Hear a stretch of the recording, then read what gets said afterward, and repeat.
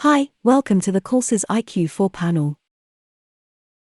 There may be occasions when you need to bypass a zone. For example, your friend is staying and their dog is going to sleep in the kitchen. To do this, touch the green open padlock as before, and extend the arming screen by touching the right arrow. Then touch the All button on the top right corner to reveal the different zones. Select the zone or zones you wish to bypass. You can now touch the desired setting option. The voice will confirm the bypass. Stay mode selected. Kitchen motion detector bypassed. This is on a one-off basis, so next time you see the alarm it will not bypass that 7, sensor. 6, 5, 4, 3, 2, 1.